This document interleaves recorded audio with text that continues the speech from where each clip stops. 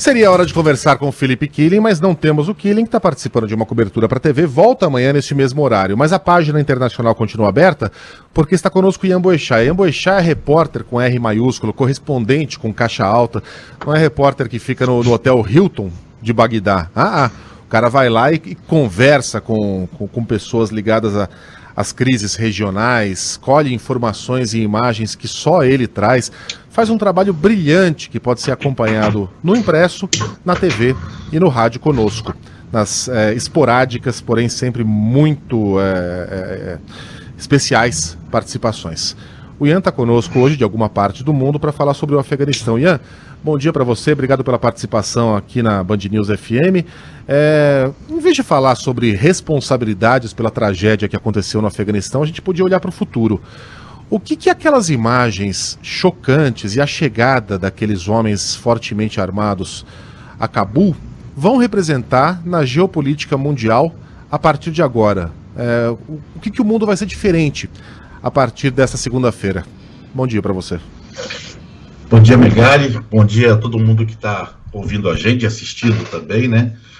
Megali, eu acho que esse final de semana vai ficar marcado como um final de semana em que muita coisa vai mudar no mundo. Eu acho que são mudanças que já vêm ocorrendo, mas as cenas que a gente viu do aeroporto de Cabul ontem vão ficar marcadas, vão ser o símbolo de uma mudança importante na ordem mundial. O mundo, a partir desse final de semana, mudou. Os Estados Unidos perderam o papel de ser a polícia do mundo, perderam o papel ou o título de serem os defensores dos direitos humanos em qualquer parte do mundo. Essa era uma ordem que estava marcada desde a Segunda Guerra Mundial. Os Estados Unidos se arvoravam como os grandes defensores das minorias, os grandes defensores da democracia, os grandes defensores dos direitos humanos. Ao abandonar dezenas de milhares de pessoas no Afeganistão, pessoas que acreditaram nas promessas americanas nesses últimos 20 anos, eu acho que fica claro para o mundo de que os Estados Unidos já não são mais capazes de conseguir cumprir essa promessa. Eu, inclusive, falava ontem com alguns amigos como é que as pessoas em Taiwan devem estar olhando o que está acontecendo no Afeganistão nesse momento. Taiwan é a ilha independente, bem próximo da China, e que a China reclama como seu território, que diz que em algum momento vai recuperar, e de fato vai, sem dúvida. A China em algum momento vai retomar Taiwan. E Taiwan continua sobrevivendo porque os Estados Unidos prometem que vão defender Taiwan a qualquer custo. Mas será que vão mesmo, né? Então, eu acho que desde esse final de semana fica cada vez mais claro que o mundo vai ser um mundo mais polarizado, com novas potências, com novos interesses. A China é a grande vencedora desse processo todo, a Rússia sai como vencedora desse processo todo. De fato, a gente está vendo o início, provavelmente, de uma nova era. Muita gente diz que o século XX acabou com a queda do Muro de Berlim, e eu, muito humildemente, mas também sendo um pouco abusado, eu acho que o século XX terminou esse final de semana em Cabul. Uma nova ordem está emergindo no mundo, né? Oi, aí, quem são? Desculpa, vai lá, Carla. Não, pode ir. Só mais uma. Ian, quem são esses caras? Né? A gente conhece o Talibã pré-guerra. Aqueles homens das cavernas que destroem monumentos, que apagam a história, que jogam gays do teto, que mutilam mulheres enfim, são seres que mais parecem da pré-história do que do final do século XX. Hoje, há quem diga que a gente está diante de um Talibã mais moderado, um Talibanzinho paz e amor. Uma repórter da CNN ontem, em meio aos caras festejando, disse, por exemplo, não sei se era da CNN, mas uma repórter americana disse: é curioso, eles gritam morte à América, mas parecem amistosos. Que tipo de Talibã é esse que está voltando 20 anos depois, Ian? Megali, esse é um Talibã muito mais pragmático, esse é um Talibã muito mais profissional, e esse é um Talibã que entende e compreende os erros que cometeu no passado, e que sabe que vai precisar ser aceito pela comunidade internacional, ou pelo menos por parte da comunidade internacional, para poder sobreviver por um longo tempo, para poder manter esse país estável por muitos anos. O Talibã sabe que vai precisar de apoio internacional para que entre dinheiro no país, para que a infraestrutura seja reconstruída, para que ele possa ser aceito internacionalmente nesse grande teatro que é a chamada comunidade internacional. O que a gente está vendo nesse momento em Cabul, e eu queria reforçar isso só nesse momento, é um Talibã quase paz e amor, como você falou. Eu não gostaria de usar essa expressão porque ela é complexa e complicada, dado o histórico do grupo. O ouvinte mineiro diz que é o Talibã Nutella, tá? Se vocês quiserem usar. Se você quiser usar essa expressão, é possível, porque você vê, até agora, em Cabul, a cidade está muito tranquila, você não teve os casos de barbárie, de mortes e de ataques que a gente esperava que poderia acontecer. Enfim, o banho de sangue que se esperava para Cabul não aconteceu. Eu tenho alguns amigos em Cabul nesse momento, tanto estrangeiros quanto afegãos, e todos diziam, olha, está tranquilo, a gente está circulando pela cidade, as coisas, está tudo tranquilo. Ao mesmo tempo, alguns relatos começam a surgir também de execuções, de ataques a antigos inimigos. Eu acho que isso vai acontecer, são 20 anos de guerra, tem muita conta a ser ajustada aí, né? E quase toda troca de regime, esse ajuste de contas acontece, às vezes de forma muito explícita, às vezes de forma menos explícita, né?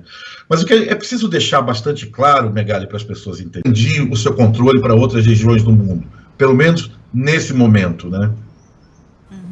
Eu quero aproveitar esse ponto que você colocou, Ian, sobre conversar com seus amigos. Você conhece, esteve no Afeganistão, né, algumas vezes, conhece pessoas, você consegue manter contato com essas pessoas que estão lá? Quem é que continua em Cabul, por exemplo? Aquela cena do aeroporto que a gente viu, quem são aquelas pessoas, né? Quem é que estava ali tentando fugir, tentando escalar aviões para deixar a capital? Queria que você falasse um pouco sobre as pessoas que continuam lá e as que saíram também. Carla, eu passei o último final de semana praticamente acordado todo, conversando com as pessoas e acompanhando a chegada do Talibã e conversando com esses amigos. A internet praticamente não foi cortada, ficou estável o tempo inteiro. Havia um pavor imenso das pessoas que estavam em Cabul, terror mesmo, de que o Talibã chegaria e mataria a todos. Essa era a sensação que passava. E eu conversava com um amigo e ele queria sair do país de qualquer maneira, pensava em ir para o aeroporto, tentava, pensando em pegar uma estrada e ir para o Paquistão, estava desesperado, absolutamente desesperado. Aquelas pessoas que a gente viu no aeroporto, tem dois grupos de pessoas ali. Tem um grupo de pessoas que acreditava que, de fato, seria morta pelo Talibã, pessoas que trabalharam com organizações internacionais, que trabalharam com os americanos, pessoas ligadas ao governo, enfim, pessoas que eram alvo do Talibã, que foram alvo do Talibã ao longo de todos esses anos. Há também um grande número de pessoas que não necessariamente eram alvos diretos do Talibã, mas que viram a oportunidade de sair do país. O Afeganistão tem o segundo maior contingente de imigrantes do mundo hoje, ou de refugiados no mundo hoje. O Afeganistão, imagina-se que tem uma população perto de 40 milhões de habitantes, cerca de 4 milhões de afegãos estão fora do país. Centenas de milhares deles estão na Turquia, tentando, de qualquer maneira, cruzar para a Europa. Isso não acontece agora, isso vem acontecendo ao longo dos anos, porque o Afeganistão, nesses últimos 20 anos, tem sido um país extremamente instável, pobre, violento, sem oportunidades. Enfim, as pessoas querem ir embora do Afeganistão. E isso eu te digo desde 2003, a primeira vez que eu fui ao Afeganistão, eu me lembro das pessoas dizendo, eu vou juntar dinheiro para conseguir ir embora para a Inglaterra, não quero ficar nesse país. Então, você tem esses dois grupos. Muita gente aí está tentando também encontrar uma oportunidade de sair, de ir embora, porque não quer ficar, entende? Tem um contingente grande de pessoas que está com muito medo e também um contingente de pessoas que sabe que a vida no Afeganistão vai ser muito difícil, como era antes da saída dos americanos. Uhum. Ian, a gente está diante do início de uma crise humanitária de refugiados que começam a escapar para onde? Turquia, porque a Turquia também passou por por mudanças muito importantes, né, recentemente. A Turquia não deve abrigar essas pessoas, né? A gente está diante de um momento do início dessa crise humanitária de refugiados, como a gente já pôde assistir lá atrás com os sírios, por exemplo. É possível. É difícil dizer agora, porque as coisas estão bem mais estáveis do que parecia que seria. Se esperava que houvesse uma guerra mais longa, né? Foi tudo muito rápido. Em 10 dias, o Talibã tomou o país inteiro. Então, a situação em Cabul está muito estável. É difícil dizer nesse momento. Havia a previsão de que até o final desse ano, 1,5 milhão de afegãos deixariam o país fugindo dessa crise da retomada do poder pelo Talibã. Já tem bastante gente chegando na fronteira do Irã com a Turquia. A expectativa é que sim, que haja uma grande crise humanitária. Mas ainda é cedo para dizer como a população vai perceber esse novo Talibã. E é importante também lembrar que o Talibã ele é muito heterogêneo, ele não é um grupo homogêneo, com uma liderança única, muito forte. Ele é um agrupado de pequenos grupos, e mesmo na cúpula são várias lideranças, são sempre decisões colegiadas, tomadas nas chamadas shuras. Enfim, ainda é muito cedo para a gente saber como é que o Talibã vai se comportar, quão estável o país vai ficar e como essas pessoas vão reagir a essa nova realidade. Mas, sem dúvida, muita gente vai tentar sair do país, mas muita gente mesmo. Mas se tudo isso é uma incógnita, e se o Talibã não é um grupo tão brutal quanto o exército, por que esses caras estavam se pendurando em asa de avião para tentar escapar do país? Porque muita gente imaginava que seria vítima do Talibã por fazer parte do governo, por ter trabalhado com os americanos, por ter apoiado. Muita gente ali devia ser soldado, viu? Devia ter muito soldado aí, muito soldado das forças especiais afegãs, que são os principais alvos do Talibã, enfim. E olha, eu acredito que haverá muito ajuste de conta, acredito que muita gente vai ser morta. Essa não né? Esse Talibã paz e amor, ele segue a Sharia, entendeu? Existem as leis islâmicas, são claras, e muita gente vai ser julgada, eu imagino. Mas hoje, pela manhã, o Talibã estava declarando a anistia total, né? E convidando as mulheres a participar do governo. Há também toda uma campanha de marketing, uma campanha de propaganda desse novo Talibã, para tentar mostrar ao mundo que não é tão radical. A gente vai precisar esperar para ver que Talibã, de fato, vai emergir dessa realidade. É esse Talibã que ontem um dos líderes foi a um estúdio de TV dar uma entrevista para uma mulher, algo impensável há 20 anos, ou um Talibã que corta cabeças, que enforca as pessoas, que bate nas mulheres, que apedreja as mulheres. Então o que eu quero dizer é que a gente está num processo ainda ainda é muito começo, entende? Para entender o que vai vir daí. Pois é, eu ia te perguntar exatamente sobre as mulheres, né? Porque você fala que esse é um Talibã mais pragmático, mas que continua tendo uma interpretação radical do Alcorão. Para as mulheres, vale o pragmatismo ou valerá essa interpretação mais radical? Ou seja, mulheres que são impedidas de estudar, de trabalhar, de sair às ruas sozinhas, né? Ainda é cedo para falar? Já dá para ter uma ideia mais clara? Olha, Sheila, mesmo durante o governo dos americanos, o governo que estava nesse momento no Afeganistão, se você fosse para as áreas mais rurais, você não ia ver crianças, meninas estudando, em algumas regiões, você não ia ver mulheres nas ruas sozinhas, a burca era praticamente mandatória em várias regiões do Afeganistão. Tem uma questão cultural aí muito forte que é maior do que o simples domínio talibã. É uma questão profundamente histórica de domínio masculino nessa região. Eu, sinceramente, não sei dizer. Eu diria que as mulheres não vão voltar a estudar. Eu diria que não haverá mais mulheres na Universidade de Cabul. Eu diria que as meninas não vão mais para a aula como iam antes. Que as mulheres não vão mais andar em Cabul de salto alto ou só com um véu na cabeça. Essa é a visão do Talibã, entende? Então eu acho que dificilmente isso vai acontecer, mas ao mesmo tempo eu acho que em Cabul e nas grandes cidades talvez haja algum tipo de tolerância. O Talibã provavelmente vai montar algumas escolas para as meninas, mas vai ensinar muito mais questões religiosas do que questões seculares, enfim. Eu acho muito difícil que as mulheres voltem a ter a liberdade que elas tinham nas grandes cidades do Afeganistão a partir de agora. E olha que essa é a melhor das hipóteses, hein, gente? Que tragédia. É a melhor o que eu das sei hipóteses. também, bom, estamos encerrando já, o que eu sei é que esses caras são osso duro de rua, hein? Pô, Gengis Khan, ninguém consegue manter o Afeganistão, Gengis Khan, Alexandre o Grande, Estados Unidos, União Soviética. Até não dá nem pra chamar o Rambo, porque o Rambo.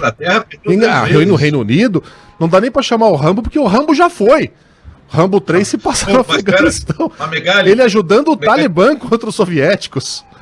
Isso, é importante lembrar disso, porque o Rambo, ele lutava ao lado desses caras, né? Eram os guerrilheiros idealistas. Isso é uma criação americana, né? Os Mujahideen, que são a base do Talibã, são uma criação americana. Os Estados Unidos criou uma operação, a CIA criou uma operação chamada Ciclone, colocou $8 bilhões no Afeganistão para treinar exatamente esses combatentes muito ligados à religião. Se utilizou de toda a força da rede, das madraças, das escolas islâmicas, com apoio da Arábia Saudita, para montar a resistência contra a União Soviética. Então é criador e criatura se enfrentando aí, sabe?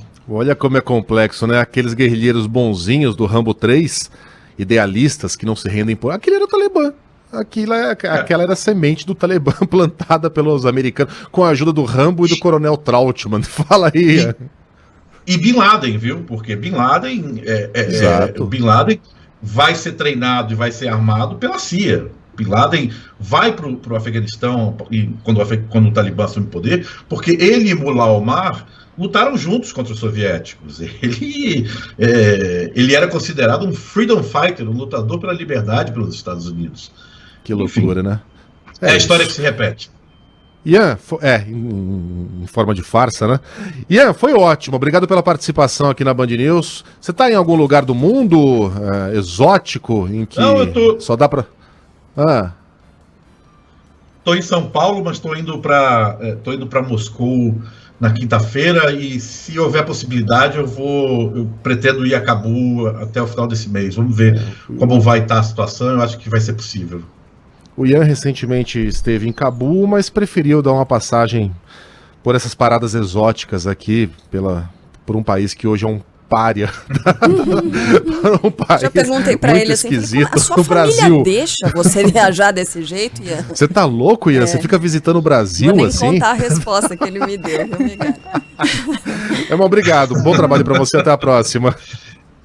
Eu que agradeço. Sempre um prazer. Valeu, obrigado, até. viu? Boa viagem.